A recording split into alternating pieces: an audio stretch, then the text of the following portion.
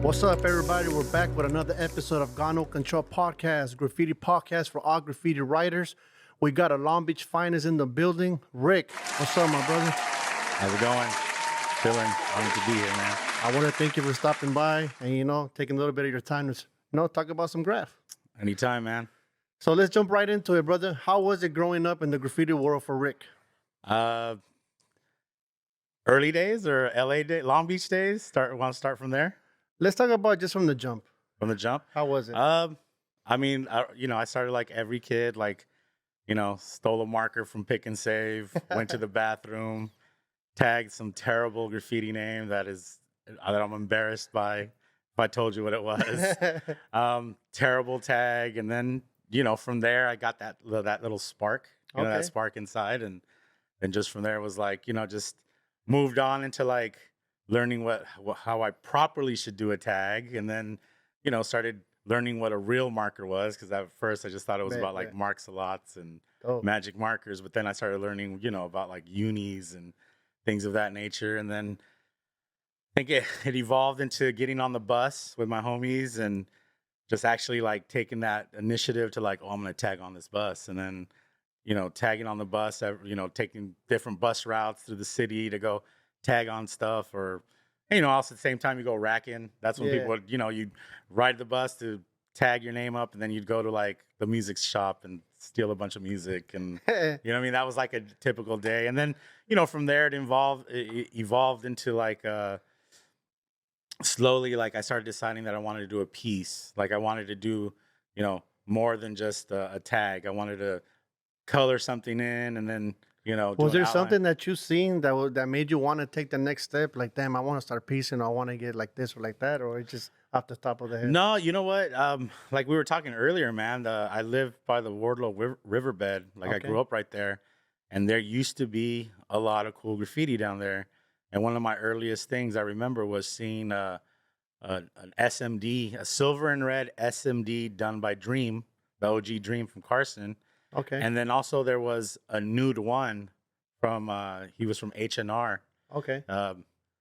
Down there. And not only that, but there was also a bunch of guys like the homie Sharky Polanski at the time was known as Index. He had some pieces under there. Oh. I mean, there's my neighbors who were, grew up across the street from me. They were like older than me. They were these two brothers, the Miranda brothers, Andy and Billy. And they had like, they would have pieces under there, like fill-ins and things like that. Even, I don't know if, even dudes like the homie Rapid, he was down. I remember he used to have pieces under there. And what year is this? I mean, we're talking like 93, 94, 95. You know what I mean? Like I'm from that era where like your parents used to kind of just like, hey, get out the house, go do something, come back at dinner. Yeah. Like and then too, my parents my dad being from Mexico City, being so like, yeah, go amongst the city, man, go do your thing. Like ponte a hacer algo. Yeah, you know what I mean? Like that's what it was. So I'd spend like the whole day down at the riverbed, especially when I found out that some of the guys that I knew from the neighborhood were down there doing the graffiti. I was like even more comfortable to go down there and watch them do it and kind of like be in that mix and slowly kind of pick up like what they're doing and be like, all right, I want to do that. And for some people that never been down there to the riverbed, man, I gotta tell you, stuff be going down there, man. You be out there, you be hearing things. Oh yeah, for sure. And you know what? Especially too, man. The riverbed now they like put a lot of money into it to where it looks nice. But I remember when I was down there, like, I don't know if you like where they have that dog park. That whole area used to be a horse stable, and it was like this weird, huge, like crude oil like puddle thing. Like it's where they used to keep like this crude oil. And me and my friends used to end up down there, and we used to like we used to play hide and seek down there. And I remember like if you stepped in that crude oil stuff, like you might as well just throw away that piece of clothing or shoe because it would like harden to the point where it was like this weird plastic.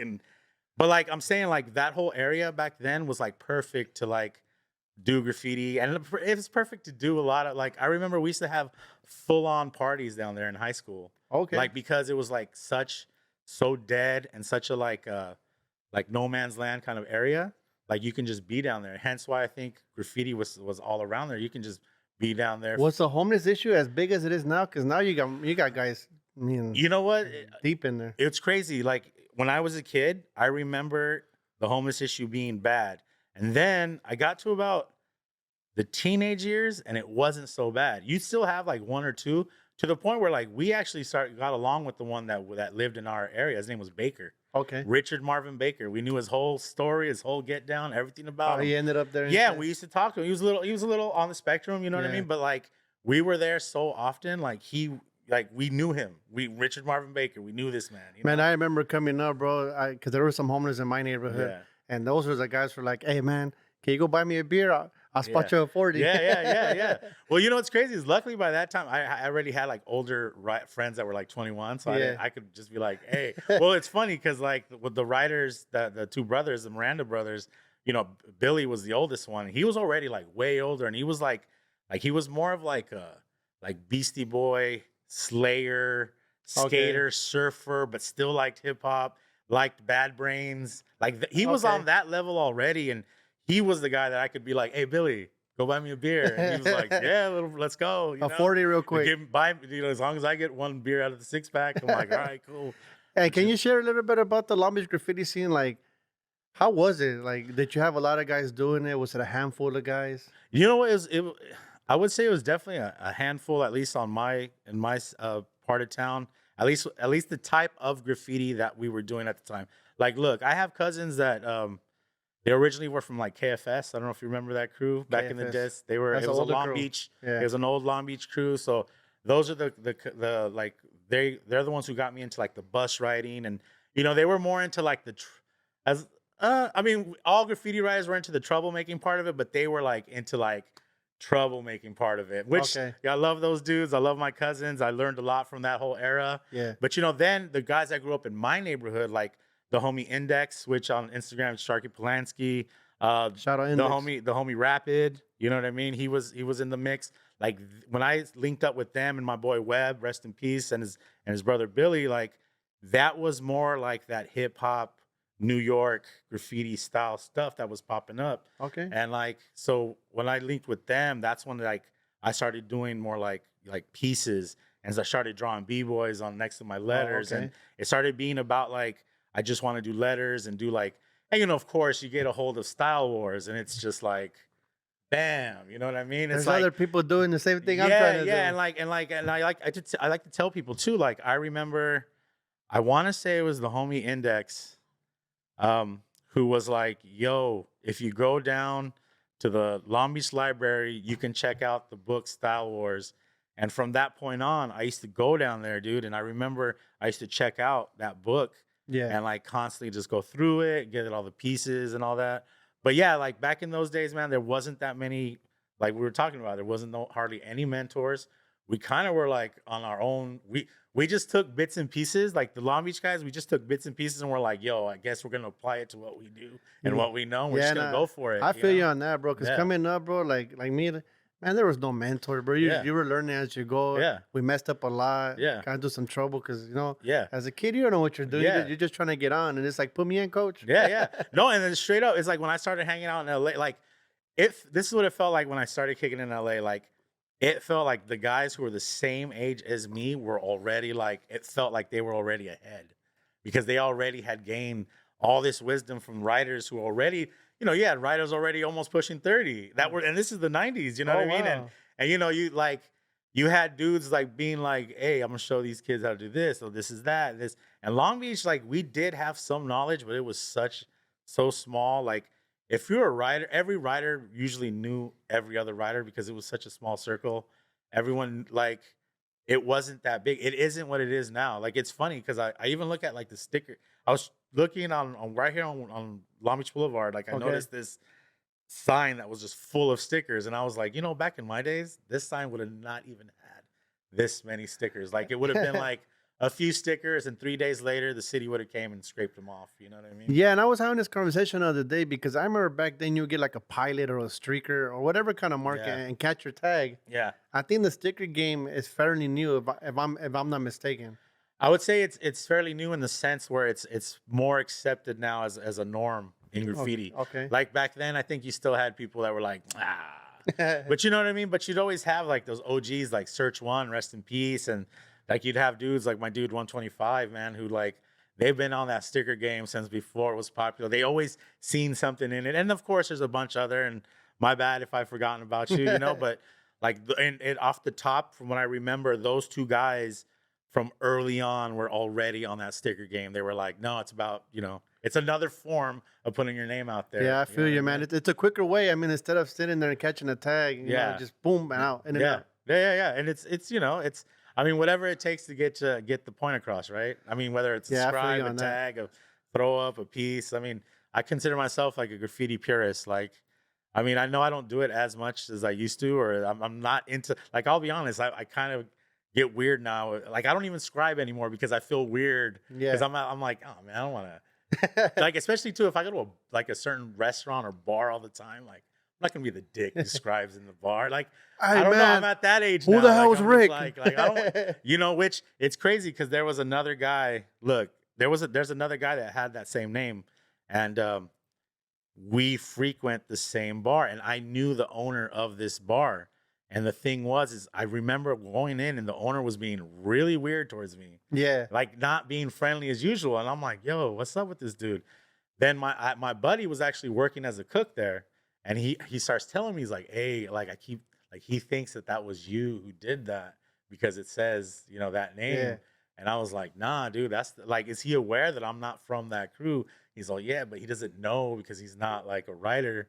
But just the fact that like, homie was like bummed because he thought like, oh, I give you free drinks. I like hook you up. You're just totally going to scribe in my place of establishment. You know what I mean? I'm like, yo, dude, I'm a graffiti writer to the heart, but like, you know, I'm like, I don't want to be a fucking asshole to the heart. You know what I mean? Like, that's the goal. I mean, like, yes, I guess when you're young, that's what graffiti's all about, is about being like I don't want to say disrespect, but you know, you're being anti-establishment, you're being anti-authority, and anything is just like fuck it all. I don't care. But as you grow, you start to learn. You know, you start to learn as you get older. I mean, I got 2 kids, bro. You know what? Fuck that. I don't even have 2 kids. I got 2 adults, bro. Like I don't have kids. I got adults. You started young, and like the thing is like after a while too, like it's essentially too. I got a daughter and a son, and you know, you start thinking like, do I really want to be like in jail for some stupid ass shit while my daughter's like explaining to her friends like, what'd your dad get caught up for? Oh yeah, he was tagging in the bathroom. And do they That's know why he's doing time. Do they know you paint? Oh yeah, no. They're very their mom used to paint back in the days. Oh wow. She used to write. Dope. So they always have been around the whole, and it's funny because they've been around it all their life. They've met like you know, like I tell my kids, I'll go, I mean, they've had like the Japanese homies come to their birthday parties. Okay. They've had all kinds of like foreign writers come through and meet them, but it's funny because they're not really that interested in it. It's crazy. I think it's like that was a good way to kind of keep them out of it, was like, oh yeah, like they're like grew up in it, so they're just like, yeah, that's what my parents do. I don't give a shit about it. So yeah. I mean, they appreciate it. They've been to events. They go to my art shows. But other than that, though, they're not like driven. My son's not like, I'm trying to be all city or something like that. How would you take it if you wanted to be all city? Like, hey, Dad, I just want to let you know I'm gonna take on the throne after you. Man, it would be a tough one, but then it's one of those things where, like, as a parent, you start to, as you understand, especially like if you're a type of parent like me, where like you know why you did what you did, and you knew deep down that no one was ever gonna stop you. Like, you know what I mean? Like, I was going to keep, like, as many times my parents were like, don't do graffiti, I was like, no, I'm going to do it. You know what I mean? So I understand that with, like, especially young people. Like, you tell a young person, nah, don't do this, they're most likely going to go do that. It's kind of like the advertisement at the liquor store. They'll tell you tobacco has cancer, tobacco this, tobacco that, but they're still going to go in there and buy it. They're still going to go in there and buy it. Like, smoke it. So, like, the thing, all I can hope for is for my kids, if they were ever to be like, I want to go do this and I want to be graffiti artist, I'll be like, just do your best.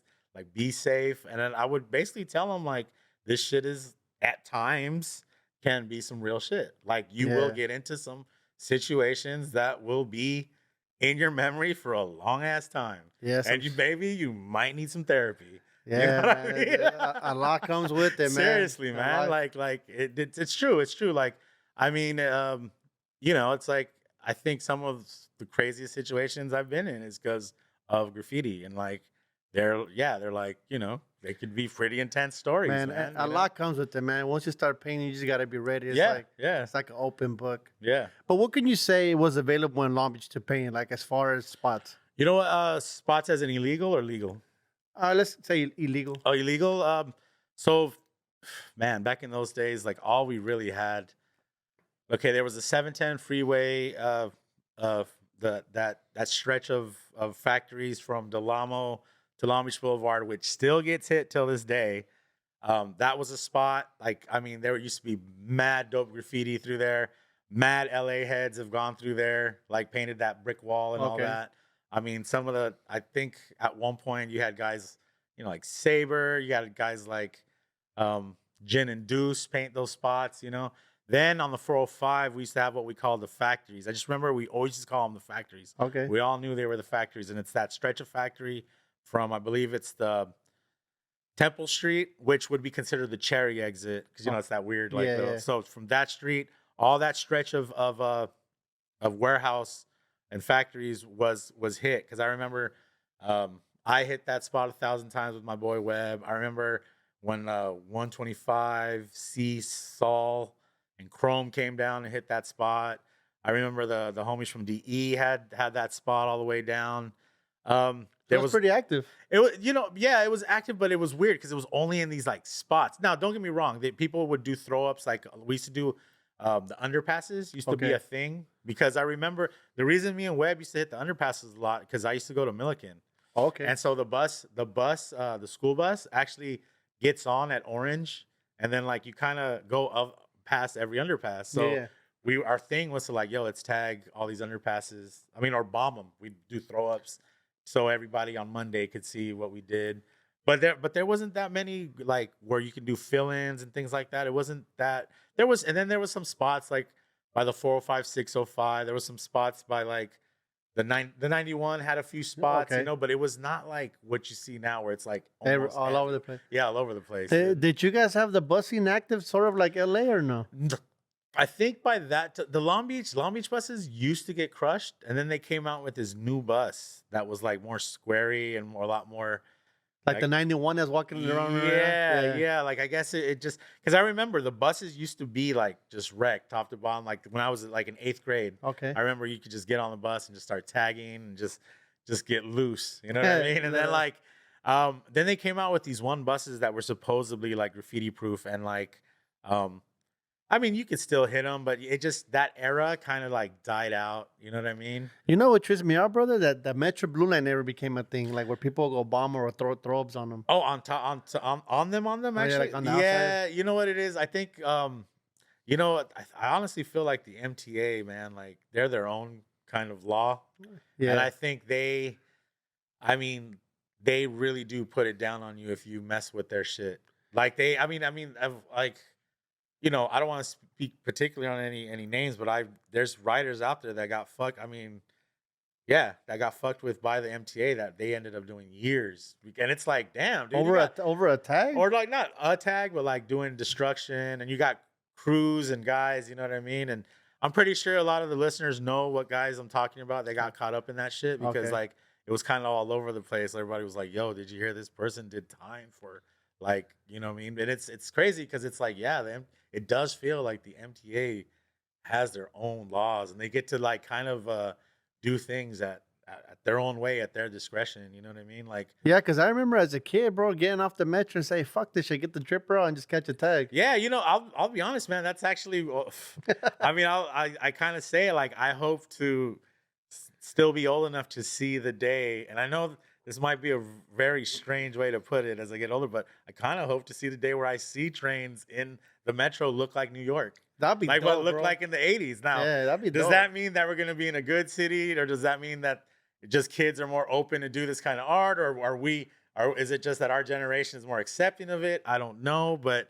help the rent go down. But look, I was just in Italy. in January, dude. Okay. And you know how crazy it is to be at the train station, and then like you see a train pull up and like it's fucking crushed, like there's all colorful shit on it, and you're just like, this is kind of dope. Like, this is kind of dope. Man, like, I've never had the privilege. It's honestly, if you go to Europe, like you're gonna see trains painted on. You Like go the to Metro Blue Line type yeah, yeah, train? yeah. Like straight up the trains, like the subway, Oh, like shit. like in Italy, all through France. Like I just remember being like, wow, these dudes don't fuck around out here. Like they're Imagine real having that in serious. LA, bro, with the Metro Blue And Line. that's what I'm saying is like, will it ever get to that point? I wouldn't mind seeing it. You know what I mean? Just because like That'd be a the good one. potential, of what kind of art can get made, and I don't know, like it's that thing where it's almost like I kind of consider illegal graffiti like almost like you're part of this like like club. So like even if you grow out of it and you grow older, when you see it, you're kind of like, I remember that. I Like wanted I that remember spot. that feeling Yeah. or that feeling of being like, yo, dude, I need to go hit this spot and go. Yeah. Like you knew what it took to make that happen. So that little side, that graffiti side of you is like, all right, that kid did good. Like Yeah, that kid did props. it. Shout out Yeah, to props to homie. that kid. You know what I mean? So Yeah. like that's how I view it. Is like, you know what I mean? Like I'm just like I might not be doing it as much, but I'm like a huge like supporter of like all the young kids that are still out there kind of making it happen. Man, you know? they're the ones keeping it alive. Oh to be yeah, honest. for sure. And I would never. And that's the thing, man, is I try to not be one of those guys that has an opinion about the youth and they're doing this and oh, it's evolved into this and the Don't do it that way. Instagram Do it this way. and the Instagram and this and it's like, you know what, dude, stop trying to like graffiti is an animal that is evolving constantly and you can't control it. So let that shit go. Like you trying to control it is just your own personal insecurities and I see it like rap music, bro. yeah, yeah, Like, yeah. like straight up. we're not gonna hear the Tupacs no more. Yeah, we're not gonna hear that. We're not gonna like trap is what it is. You know what I mean? Like I keep telling people like when they're like this shit is dumb, and I'd be like, do you remember what we had? like we had a song that was popular that was about welfare. It's called First of the Month. Yeah. But yet like we get mad at these new kids that are coming out. What to us might sound silly, but it's like, hey, you have to remember it's generational wise. Like Yeah. people thought what we were listening to is like I show my kids our style now. My kids are like, what the fuck were you guys wearing back then? Like that shit is whack. Or I even play certain music. My kids are like, what is this shit? Like, why are you listening to this? Does I'm that like, ever bother you, bro? Knowing that, like, for the newer generation now, they see us graffiti, like, what the fuck? Who does that? Does that ever bother you? Nah, no, because you know what? I've realized now, man, that everything has their like has their scene. Like I've met people that are into like, like for example, okay, I know people that are into frisbee golf, right? Okay. And in my head, I'm like, who the fuck is into frisbee golf, right? Yeah. But then you look into it and you're like, holy shit, there's a whole fucking community Yeah. of frisbee golfers. And not only that, but there's these events and there's this. And like, so I remember like, I'll remind myself like, okay, just because you're not particularly in the mix doesn't mean at the moment, because you've stepped away from it, doesn't mean that it's not happening. And I think that's what a lot of older graffiti writers, when they step away from it, that chip on their shoulder starts kind of growing. Yeah. And then they start projecting it on younger fools like, oh, you don't do it like how I did it. Or your way is like kind of, and it's like, I used to nah, use dude. this. You're not using that. Yeah. And it's kind of like, yo, bro, why don't you just let them be? Let Yeah. them shine how they want to shine. And like, you're looking kind of corny by speaking from that chip on your shoulder. Yeah, You know what yeah. I mean? It's like, let that shit go and just let these young kids do. Because I feel like it's mainly like the hip hop world, right? Like right now you got like trap, you got reggaeton, you got all this extra stuff. And so they say graffiti is an element of hip hop, right? Yeah. But you look at the new generation kids now, and It's- to them it's like It's graffiti has basically become its own element of not even like music. It's become its own element of I guess like city urban living. You know what I Gotcha, mean? Like yeah. it's the element of like living in like down. I mean, now that it has reached the suburbs and it's reached other places, but it's originally was that voice of where there's a lot of bricks, there's a lot of walls, there's a lot of tunnels, there's a lot of sewers, there's a lot of that's the New York vibe. That's Yeah. where it originally kind of drew from. You know what I mean? So Did you ever run into anybody from New York down here in Long Beach painting? no, but you know what's interesting? Oh, actually, you know what? It's funny you bring that up, man. See, at 43, for like memories to start like. No, I have. It was cool because I ran into this person recently to remind them of this time. I ran into Ket. Okay. Ket, OG Ket from New York, man. You say cat? Ket, Ket. Okay. Yeah, Ket. yeah. OG Ket from New York, and I believe Wayne. Okay. They were in Long Beach during the ASR. Long Beach used to have ASR shows Yeah. out here. Those were like those cool ass trade shows that used to go down. And we were at an event, some kind of like dance party. And they were like, I just remember like one of the walls of the club was like an all like windows. Yeah. And it was all foggy because people were dancing. It was like a reggae club. And they're just like tagging in the fog. Boom, Wayne, Ket, RIS, all these like OG New York crews. And I'm like, yo, dude, what the fuck? So I roll up and I'm just like, hey, what's up? Like, and he introduces himself, chop it up, nothing crazy. It's funny. Ran into him last year at some event and I walked up to him and I'm like, hey, bro, like I met you before. And I was like, I was literally like an 18-year-old kid. You were probably like in your late 20s, early 30s. Just chopped it up. Just reminded him like, hey, you were hella cool with me. He remembered? Yeah. And it's another interesting thing around that same time, like there used to be no graffiti on the west side of Long Beach. Like the gangsters on the west side used to hold down their area. Like there was no tagging there. Were they trip? Yeah, fuck yeah, they trip. They'd like try to find out, like, cause I have family members from that hood. Okay. So I remember I have a family member that got in trouble for even striking up the neighborhood because they were like no graffiti. But that fool Ket and Wayne and I was like, yo, these fools are.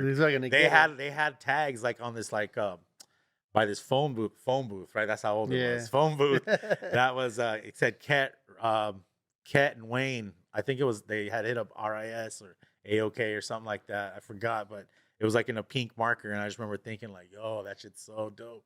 Seeing like these East Coast guys, and I think at the time I remember. There was a Wayne tag in the J-Roo the Damager video. I don't know if you're familiar with that. I know who J-Roo the Damager is. There's an old video where there's like in the background there's a Wayne tag. Oh, really? And then I just remember like it was like, oh man, like for me being into graffiti so much, I was just like, oh, that is like the shit. Like seeing something that I saw on TV from the New York East Coast video and then seeing it in like my neighborhood, like on the west side of Long Beach in my city was kind of like for me, it was like, oh, that's so bananas. That's just crazy. You know what I mean? Like I just love shit. You think they came down here with the mentality, not just them in particular, but all the East Coast writers came down here with the mentality of like, it's time to go take over over there? No, I don't think so. I mean, tell you the truth, I wouldn't. You know what? I've talked to older writers and heard certain stories, and there's always the lore of, I don't know if you know about, like, there's so many folk tales about like when J.A. came to L.A. Like, I don't know if you're familiar. I don't know if these are true or not. J.A. is J.A. J.A. from New York, okay. that bomber guy. Like, there was a lot of, like, I just remember when I was young, there was a lot of, like people were like, oh, fuck that guy. If you see him in L.A., like, get him. Or, like, people were just, like, not into his shit because he was, like, I remember the second time I saw the Saber piece is when J.A. and I don't know what other writer from New York came down and to Long Beach? No, they came down to L.A. and dissed like the whole Saber piece, like throw-ups and all that shit on some cap type shit. Like yeah. So that was like, but other than that though, I don't think like I don't think people come out here on that kind of shit. Like I'll be honest, man. I think I know it's going to cause a lot of controversy, but honestly, I feel like it's hard for dudes to come out to Southern California or especially, this vicinity and start tripping because you just don't do that here. Like, I don't know. I just feel like us guys in California, like and I mean like everybody. I don't mean just graffiti. I mean like we just have this thing about us, like very prideful. Would you say? Pride, yeah.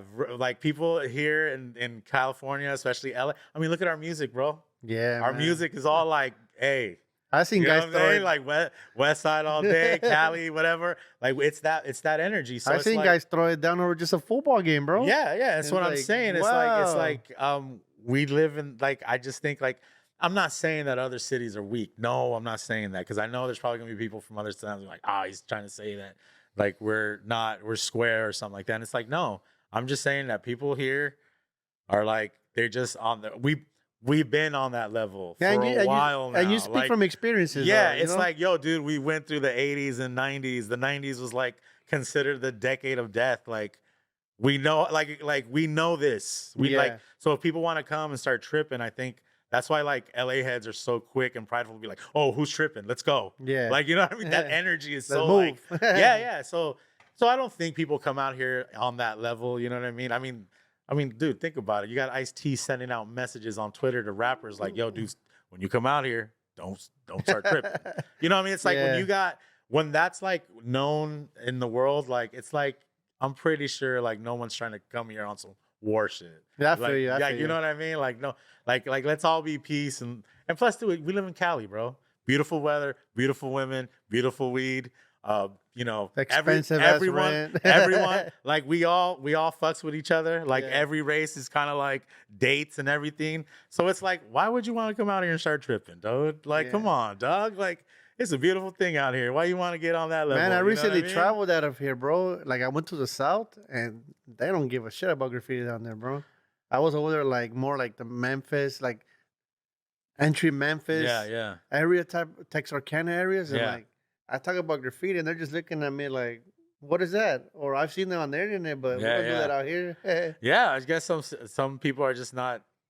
I don't know, man. I get weird when I go to cities that don't really have graffiti. It feels like you're lost, huh? Like, Yeah. like, oh, shit. No, well, it also feels like this city really has a stronghold on their, like, they have a stronghold on, like, on their youth and their people. Like I just kind of feel like a city without graffiti, a city without seeing kids like recklessly skateboarding the streets, a city without like, and I know these are all things that people are like, no, these are things that I look for when I move to it. And it's like a city without homeless people, a city without like a real diverse kind of community. I get kind of like, yo, this is weird. Like, I don't basically authority has like a real stronghold on, like when not even a kid wants to go catch a tag, or like even the local skater kid is scared to like that's like, yo, dude, that's not good. That city really got a stronghold on everybody in there. I be feeling like that sometimes. Like, man, that shit crazy. Yeah, so I don't really enjoy cities like that. I'd rather go to a city that has graffiti and has.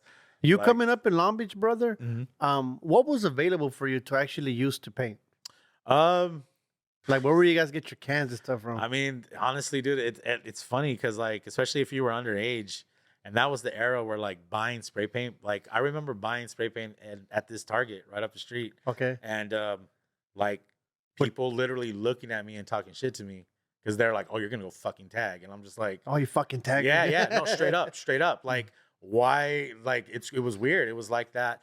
But usually, I mean, and that's why you used to steal paint, because it was easier to steal paint and them not knowing what you're going to do and just walk out the store than like having to like buy it. And then next thing you know, everybody's fucking looking at you and they want to see your ID and you're like, you know what I mean? It just gets all weird. But it was only like stealing spray paint, or maybe like from like a mom and pop shop, or no, it was Target mainly. There was rarely, I mean, by that time there was hardly any mom and pop shops existed in Long Beach that at least sold spray paint. You know what I mean? There was, and by that time, at least when I got a little older, all spray paint was behind a cage. What kind of spray paint would they have back then? Like American Accents. They had the Krylon, of course. I used to love True Blue. I used to love fucking Ultra Flat Blacks. Yeah. It's weird because like I never knew the difference between Ultra Flat Black and Flat Black, but whatever. Man, I didn't know that until like after high school, bro. Yeah. No, and then like but like I can remember when Montana first came out, and I can remember when everybody was like, this ain't gonna work. Nobody's gonna pay that much for spray paint. Yeah. And then when people started seeing like the possibilities of the colors and how many different colors and how the control was a little better, and then as you know time went on, then it started kind of being popular. But before it was just strictly Krylon, American Accents, Rust-Oleum. It was that cheap blue. There was the dollar can, and then there was this. I remember Walmart used to have this like $2.99 can. Yeah, I remember that can. And then they got rid of those. I don't know what happened. Yeah. Those were like fucking. They came in dope ass colors. And then there was like a little more expensive, like $4 or $5. I forgot, but it was basically like all cheap shit. So the early days, all my pieces were it was all cheap paint. And you know what, dude? Like too, like I'll be real, man. Like me and my friends, we didn't look. This is how I looked at it. We didn't really like stealing paint. So what we do is we do the like steal other things, return it, get the credit, then buy the spray paint. Because the way I viewed it was like if you steal the spray paint, you get caught up. That's two things they got on you. They know you're a graffiti writer, and they know you fucking steal. And they go hit the pad. So when they want to start building a case, because that's how the law works, is they build cases. They don't just be like, oh, he caught one tag, let's go get him. Now they wait for you to get fucking up. They build a case, they build enough evidence, and then it's like, you know what I mean? So yeah. So And how was the Long Beach Police Department with graffiti? Like if they would catch you like catching a tag yeah, or whatnot, would they throw a fit and like slam you on the car, or would they just be neutral? you know what, man? It's there's a really good one. Yeah, man. Like back in the days, like I said, Long Beach used to be a little more conservative, man. It wasn't as liberal as it was now, and like the cops really did like put in work. They were like I said, they were proud that what was happening in LA does not happen in Long Beach. And like there is a story of a rider who fucking had his arm broken Oh because like wow. yeah, there's like I remember being young and so like certain parts of the city. You know, I don't want to get into it too deep because I don't want to like, be like, oh, this area, these cops over here. Yeah. Plus, it was like over like I said, I was like a teenager and I'm older now. But there is a story that I remember hearing about it where a rider got caught and they gave him the option, I guess, or something of that nature, and they basically ended up just breaking his arm and being like, "We're gonna let you go, but we're gonna break your arm." So they broke his arm, and then I know for a fact because Man, that sucks, I've bro. had I remember for a while I was painting with these dudes, these three guys, and on this particular night I didn't go, but this night they wanted to go paint. I think they ended up painting a spot between the Carson Long Beach area Okay. and they got caught up by some sheriffs. And they took one of them, and they basically took the can and spray painted his face. They they Damn. basically like spray painted his face. He said he was like choking because the aerosol, and it's like a Yeah. lot of aerosol entering your fucking system. He said he almost like passed out. And like the interesting thing enough, man, is like the homie who got caught up. He's a white dude, and this is the era where like they straight out told him, they said, "Hey man, you're lucky you're white, and that's all we did to you." And spray paint your fucking Damn. face. So, because if you were anything That's else, crazy, would have bro. beat your ass and left you for fucking If he in the was gun. colored, they would have probably Yeah, no, whooped his and then ass. this is like this story I know for a fact is true because it was one of those things where like I got the phone call right after it happened because I was supposed to go bombing with them that night. Yeah. But I was like, nah, I got to take care of some shit. Woo, Yeah, woo. yeah. And yeah, and then basically it was like, dude, this fucking happened, and and I was like, These fucking oh shit. cops. Yeah, so like yeah, they're cops like I was telling you earlier about there used to be those twins, the Fowks brothers. The Okay. Fowks brothers were these famous Long Beach twins. They pride themselves on like catching graffiti writers in Long Beach. They like used to know like about everything. They knew what the crews meant. They knew who was who, and they were just like one of those. They were out there. Like this is back in the days when Long Beach had the budget to fucking let some fucking cops take up a whole Have a whole graffiti budget, whole unit. graffiti unit. Like, hey, here's a lot of money. Go for it, dude. Go give me some graffiti writers. As opposed to now where they're like, yo, we barely got money for parking meters. Like, fuck. Shit, man. Like, you know what I mean? Yeah. So, but yeah, the Fowks brothers, I just remember they were like the talk. Everyone knew about them. I personally know some people that had to deal with them who's had their house raided by them and yeah, those dudes. And I clearly will remember when my boy Webb got raided. Like I said, I grew up across the street from Webb. Yeah. And I'll never forget those two guys standing in front of my friend Webb's house, but then they're looking across the street at my house, pointing, being like, yo. Hey, that guy looks familiar over Well, like there. the thing is remember, cops run on patterns. Okay. So they started figuring out like, oh, obviously if this is him, well, his little buddy that he gets up with this must be his tagger partner. Yeah. You know what I mean? So they just, and I'll never forget that. And it was the two Fowks brothers, man. But yeah, it was back then. But like they had nothing to do with graffiti. Like, they were no writers. They were just no, they were like these two old white dudes. They were just these two old white dudes, and that was they were cops. That was their job. They were the community watch for graffiti Yeah, writers. they like I'm telling you, like back in those days, Long Beach prided itself on not being anything like LA. Meaning like Long Beach used to be fucking conservative, dude. Like hella conservative. And like, it's crazy to hear that, bro, because now you go to downtown Lima, there's mirrors all over the yeah, place. it's murals all over the place. I mean, like, look, I'll be honest. There's a small little chip on my shoulder because I'm like, damn, man. I remember having a gun pulled out on me by police because me and my friends tried to do like, we were like, yo, we want to do a wall in our city, in our community. Yeah. And this is like in the late 90s. Okay. You know what I mean? And I'll never forget, we got permission. The owner was stoked, like, yeah, we're gonna let these young guys do their thing. Yeah. We're painting. Next thing you know, we got fucking cops all around us pulling out guns. And I'll never forget. I was like confused. I was holding the can, and I'm like, what are you doing? Like, So I dropped because it's the like can, broad what- daylight. yeah. Like, and I'm like, why would we be out here so bold, like doing this? Like, what? Like, did you really like? For me, it was like, did you really feel the need that you had to have the gun out? Yeah. Like, you know what I'm saying? Like, and like the thing is that yeah. So like, I think back to those days, and then like years later, it was like, oh, we got the powwow thing going on. We got this Like going you on. don't even know what was going on. Yeah, back in and the like day. it's like, yo, dude, I was like, and then I've had friends that did murals and finished them, and then like the city used to do this thing. Like I said, Long Beach used to be real conservative. They would do this thing where like, well, that doesn't fit in our city like Image. code, this and that, our image, so we got to buff it. And like, 'cause I remember the homies from KBH did a piece on Second Street at this one like a laundry spot. Yeah. And they didn't even do it. They did like a laundry shirt, and they did the name.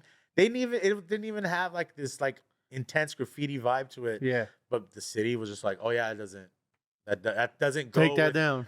with what we want. So, and it's funny because now it's almost seems like they're just like, oh, are you an artist?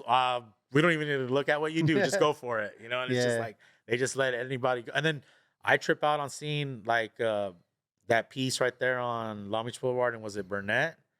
They let some guys from like somewhere else come and do actual like a piece, like Yeah. pieces. And I was like, oh wow, that's different. Like I'm telling you, like Long Beach did not have that like acceptance of it, man. And it's one of the reasons why, as at a real young age, I kind of was I gravitated towards hanging out in LA, because I was like, dude, they're like over here, like no one appreciates it. How did the transition happen for you? Like when you told yourself, you know what, I had enough of this Long Beach crap. Onto LA. No, it wasn't really like Long Beach crap, but it was more like, you know what, I'm good here. Like meaning like here, like this is my home, and like I've already painted most of the spots that I wanted to paint, and I already know the city, and I could always, like, I live here, so I could always paint it when I want to. Yeah. I just felt like transitioning, going towards the LA scene was just like at the time seemed like a normal progression if I wanted to like start being in those circles with those names, because like my thing is I wanted to be in that same platform. Like I'll give you an example. Like I remember I kind of like, I don't know if you remember, God, what's that website? 50 millimeter? Yeah, 50 millimeter. Okay, I remember those 50 guys. millimeter. And then they had like that section where it was like everyone who kind of got up, like if you really did get up, your name ended up in that section because you could find the pictures. And then some of them would be like highlighted. Well, I think when you put the mouse on it, it would like highlight whatever. But I remember like when I got my name was part of that whole like, I was like, okay. Yeah, like, man. Yeah, like I kind of, I'm here. I'm kind of here. Yeah. Like my name is part. And then too, when my name showed up, I think some book was showing like the different crews of LA, and then it was breaking down like each member in each crew, and then just having like just the fact, because like having the I2W crew in that same book, and then having my name along, I was just like, okay, like this is kind of what I've been pushing towards, is like being accepted. Like you always need that thing where people like you can't tell yourself you're dope. I mean, that would like it's like when a person's like, I'm the coolest person in the room. Yeah, no. You know what I'm saying? Like And then that one shit- person tells you, no, you're not. Yeah, no. It's like you need to have other people. It's like, dude, like I think the problem with a lot of heads out here is everybody like throws that word king around. Yeah. Like I'm a king. It's like, are you really? Or are you just saying that? Like if you gotta tell yourself you're a king, you probably aren't a king. Now when everyone else is telling you you're that, and you're kind of like humble about it and being like, nah, I still don't feel like you might be the king, dog. Like, you know what I mean? What like, is a king to you? Like, if you could describe that. You know what? I guess when I was young, it used to be like how much you got up, and it still kind of does, but it's also like, did you make it? Like, how do you carry yourself after you got out of like because like when you decide to go into like illegal graffiti and like when I'm gonna take this path, like you're gonna go through some shit. Like me and my friends like to say, if you're the young kid getting up, you probably are like into some other shit right now. Yeah. Like you probably got a lot of illegal shit going on in your life, and like if you can get through all that and come out clean on the other end, and kind of not only clean, but be respectful to the new generation. Yeah. You give them wisdom instead of critiques. Mm-hmm. You know what I mean? Yeah. give them shine instead of instead of shade. Like, yo, man, I'm like, you're a youngster. I can't fuck with I'd you. rather be that guy, be like, hey, homie, that's just dope, but here's some caps. Yeah, you know what I'm saying? Like you want to be that guy that when you walk in the room, people are like, yo, that dude's solid. He's 100. Yeah. And he got up, he killed it, he did this, his pieces are sick. Oh, he did the, you know what I mean? But at the end, for me, you want that dude's a solid human being. You know what I mean? Like I feel you on that 100%. How did the LA cast kid take it, bro? When you were down there and you're like, hey, well, where are you coming from? Oh, I'm from Long Beach. You know what's crazy is in that era, in those early 90s, I'm gonna be straight up with you, man. Snoop laid a good foundation because it seemed like every time I'd mention that I'm from Long Beach, he would be like, oh shit, you smoke weed. And then it was like right away, someone would start twisting. Yeah. It'd be weird. It'd be like, I'd say I'm from Long Beach and people wanted to smoke weed with me. Yeah. Like I was like, all right, yeah. I mean, I'm not gonna say no to that. Let's smoke, light it up. And so like it became this thing of like, hey, like you know how it is. Like you start puffing and you start talking. Yeah. And then you start making that connection. And then that person introduces you to this person. And then, you just start like, yo, dude, like and they would trip out. You know what's funny is when I first was out there, they would ask about, they didn't know about like Cambodian gangs and Asian gangs. Okay. Like really, they're not familiar. So in that era, I remember they were like, oh, you're from Long Beach? Yo, what's up with like, and they would ask about specific like gangs, specific Asian, because like for them, they were like, we don't know that shit out here. All we know is Mexican gangsters and black gangsters. That's it. Yeah. We don't know like about this Asian gang thing. And for them, it was like they would always ask me about that. And I'd be like, yeah, I mean, for us, it's normal, it's common. Yeah. But it was weird. They would ask me like random things about our city that I wasn't aware that made us special. Yeah. You know what I mean? Like, have you ever been to that one burger joint and you're just like, what? Yeah. No, they would point out a bunch. Yeah, I'd be like, I guess. I don't know. You know what I mean? But how does it make you feel, bro, knowing that you come from Long Beach where you had to go through so much to paint till now, getting paid to paint? It's a trip. Definitely it's a trip. It's humbling. Yeah. Like it's humbling, man. It's not a lot. Like whenever I mention it, I tell people I am blessed to do what I am doing and to get paid what I'm getting paid, to do. And like, I cannot take that I can't take it for granted. You know what I mean? Like, I just, like, I think back to all the hard days and I appreciate it because like, dude, I've been working jobs since I was like 17. How was that feeling though, bro? Getting that first check, like that good check off of just painting something. It felt real good, man. Yeah. Of course. Yeah, man. I mean, like, look, there was always these little gigs that I did, right? Yeah. It wasn't up until a few years ago, man, that like, I would say like 2013 is when we started, me and my boy, Michael Pateau. Shout out to him. He's the one that I do a lot of projects with.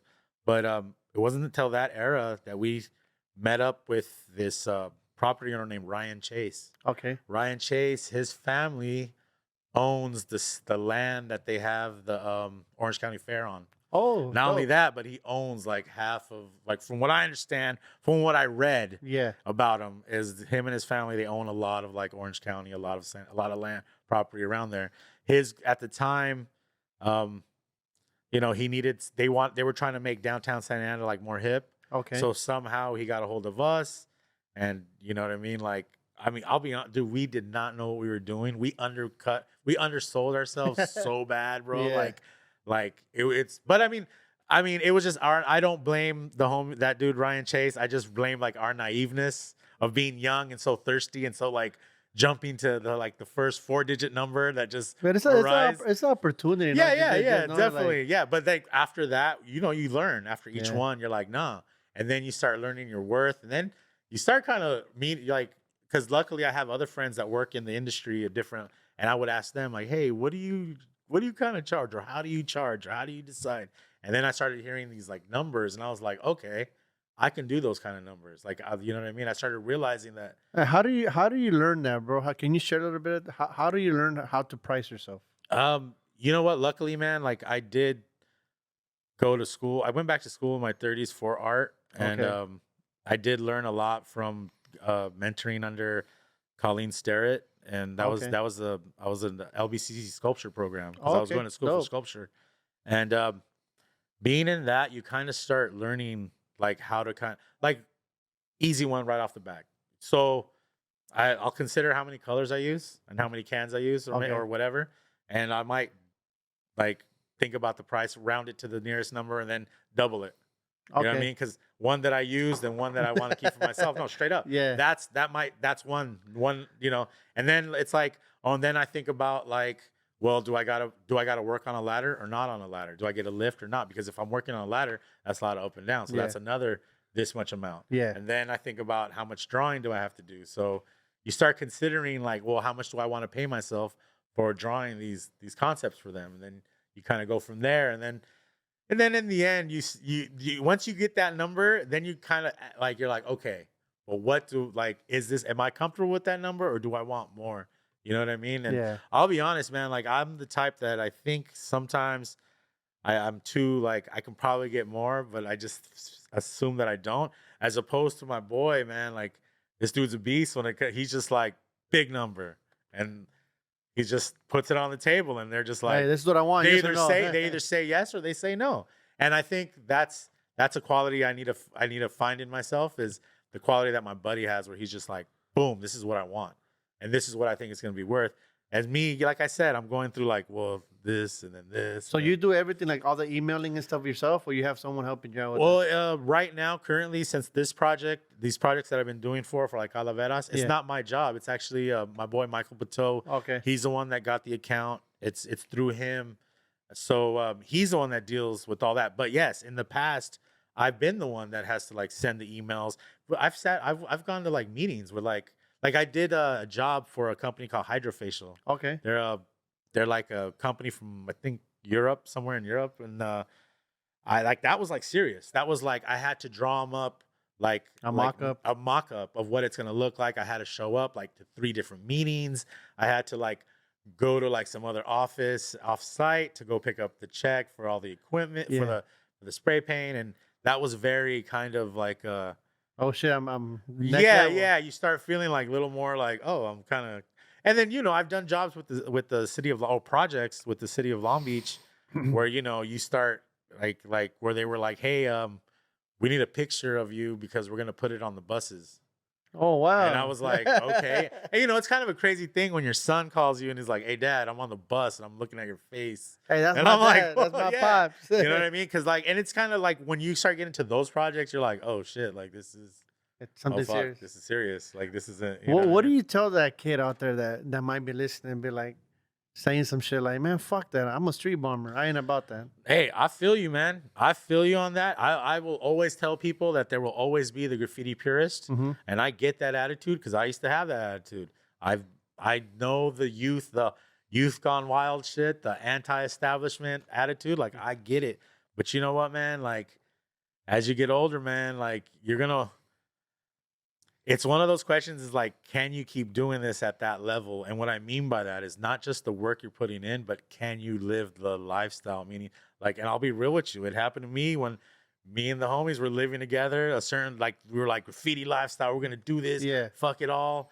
And then, you're waking up and you're like in a shitty ass apartment and you're just like, yeah, I don't know if I want to do this. Like, at least I don't want to do it like this. Yeah, because you got to deal with the beef, the getting down. Yeah. And then that's another thing, too, is like, I don't want to fucking fight for no, like, dumbass shit. Like, for, like, what? You know what I mean? Like, what's it going to get us? Because at the end of the day, bro, everything that's being paid out there by crew or crew members, you could say it's free.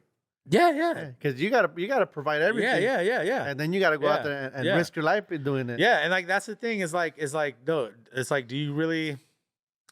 I don't know. Like, I don't know. I don't know if it's just me, but like, I wanted to kind of still do graffiti, but do it in an adult way. I don't know if I'm doing it in an adult way, but like, look, when I went to Italy, I painted. Yeah. When I was staying in Japan, I paint. Like, my thing is every time I travel, I try to paint. Okay. Every time, I always keep that on, like, keep that energy wherever I go. You know what I mean? And that's the more mature way of doing it, as opposed to like how I was young and I was like, fuck that. I only want to bomb. I don't give a shit about get drunk, paint. Get drunk. Oh, I just want to get drunk and paint. And I want to just fucking, like I didn't like now, I'll be honest. I want to see like, I want to eat good at good restaurants. I want to eat, if I can have good drinks. I want to see like going to Italy was amazing to me. I got to see the Colosseum. I got to see the Pantheon. Like, these were things that I wanted to do. And I knew a long time ago that by being that, like, hardcore graffiti, I don't give a fuck you, it's all about me. Because that's what graffiti kind of is. Yeah. Graffiti is kind of the energy of fuck you, it's about me. And or it's fuck your crew, it's about my crew. Yeah. And like that only goes so far. You know what I mean? Like, you start kind of like, you know, you'll never, but like when you get to like tribal with your group, like you're gonna, opportunities will start closing off. And you know what I mean? And certain situations won't reveal themselves because you're so like knucklehead and you're so like, nah, fuck that. I'm like, gonna stay here. I'm gonna stay here. Yeah. And for me, man, one day I was like, yo, dude, like, if you've known me since I was young or talk to anybody, they know that there's one thing about me. I've always liked to have a good time. Okay. I've always been that kind of dude. I'm like, I love to have a good time. If you chill with me, I'm very like I'm a happy, like when I do drink, I don't drink that much anymore, but when I do, I'm like a happy, I've never been a violent drunk. And hey, what are you looking at? And that's like like for me, it's like, yo, dude, why do you want to keep doing that shit as you get into your 30s and 40s, bro?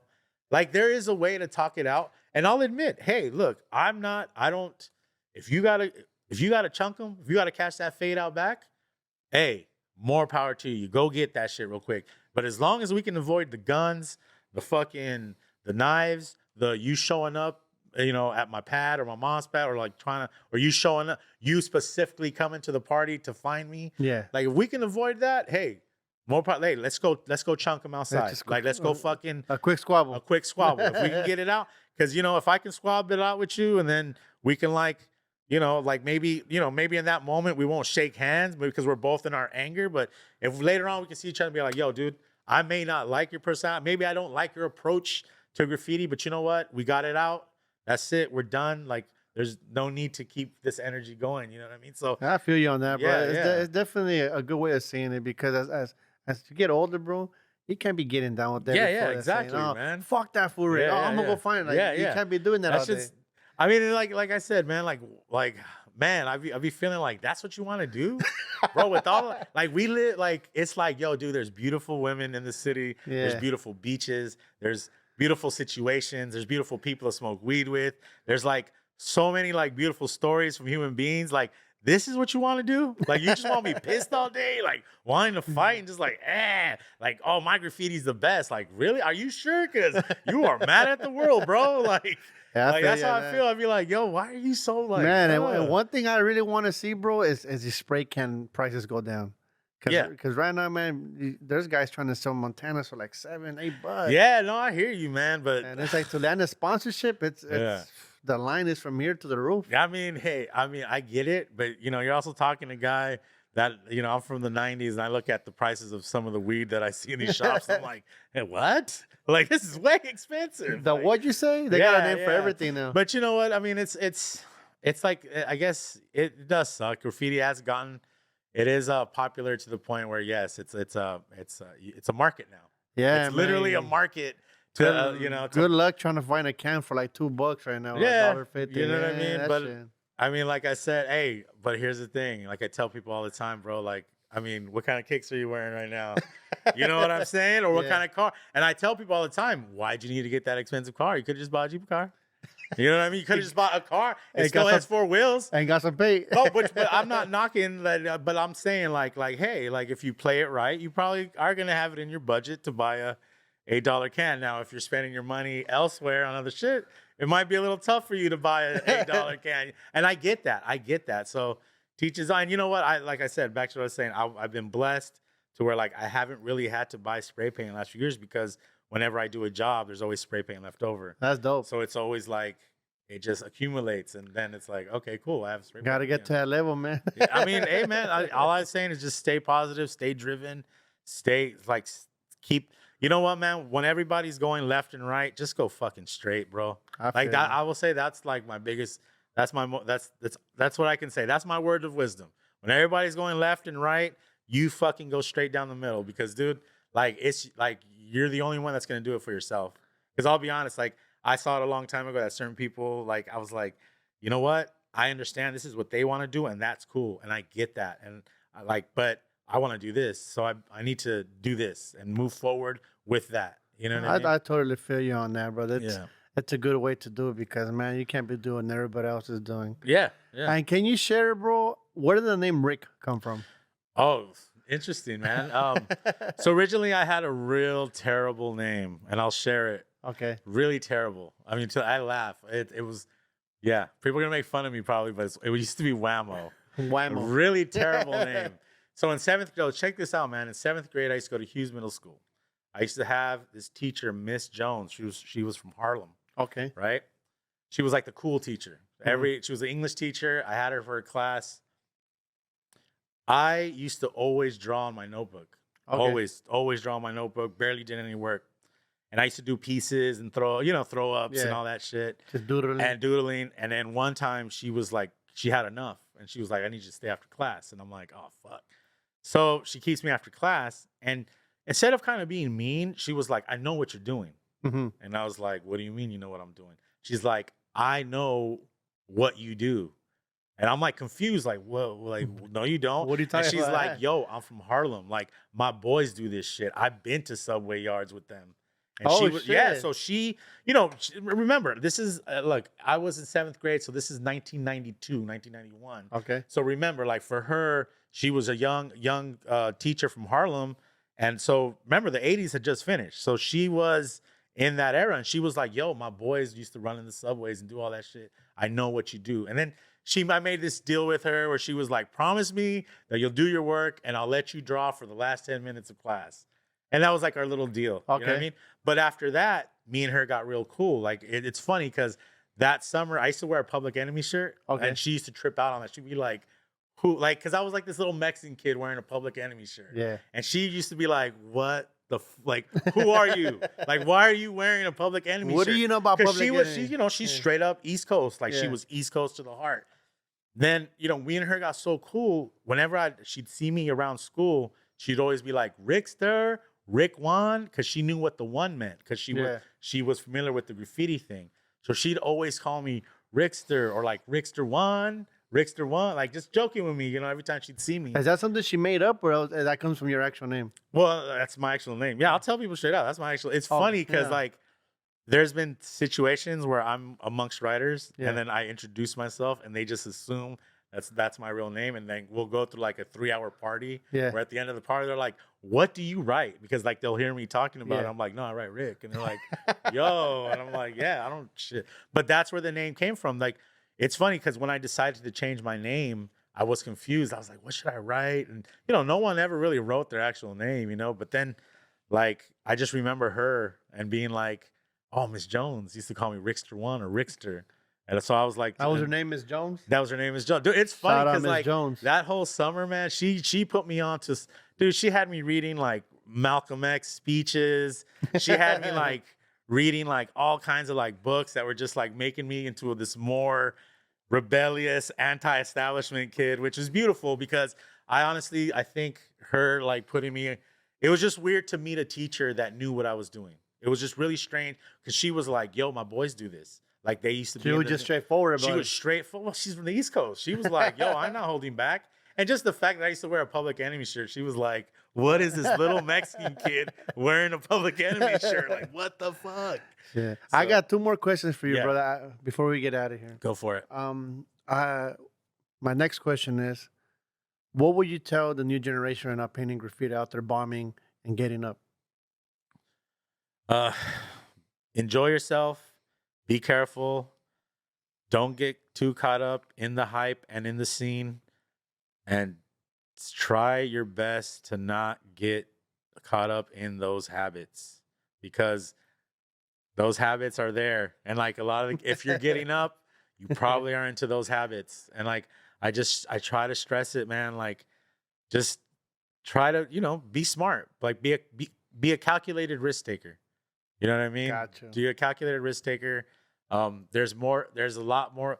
Do graffiti because it will open up experiences to you, but don't forget that there's a whole world out there that is still there to experience. And if you play your cards right and you do things correctly, you can use your graffiti to move on into those experiences and see the world and meet these new people and meet people, maybe that you would have never met. You know? I wish that upon everybody out there, Yeah, man. for sure, man. I wish everybody, gets there and moves to the next step. Yeah. Last question for you, brother. I'd like to ask. This is my personal question. Go for it. Sneakers you like to paint in?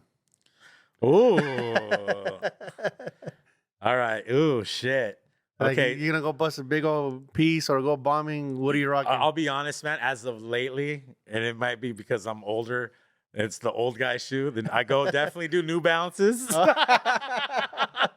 I don't know. No, you know what's crazy is it? I remember like back in the days when I first went to Japan, it felt like everybody was rocking New Balances. Oh, really? So I jumped on that wave. But they are comfortable. But I will say this: when I go paint trains, you know, you're walking on rocks, you're walking on. I wear straight up like work boots. I have, you know, work boots that I wear like because like I've heard stories of people jacking up their ankles there. Ooh. So when I go paint trains, I wear my work boots. But when I'm out, it's like New Balances. And I'll be honest, if I have a pair of Nikes, I'm usually trying to keep those Nikes like clean. So I'm not wearing those. You know, we're not talking about those chunky Big 5 New Balances. We're talking about the new style ones. Yeah, the new style, not the chunky ones. Yeah. Not the ones with the two straps on the front. You know, no. But like, remember as you get older, man, you gotta start dressing more comfy. You know. I feel you, man. I mean? There you go, man. That's Rick himself. Yeah, man. I want to thank you, brother, for stopping by Anytime. and talking graph. That's right. And I want to give a shout out to everybody that's been tapping in. Make sure to like and subscribe. It's all love. Anybody that wants to come on, just send me a DM. Ain't nobody trying to be cool right here. It's all love. There you go. Till next time. Peace.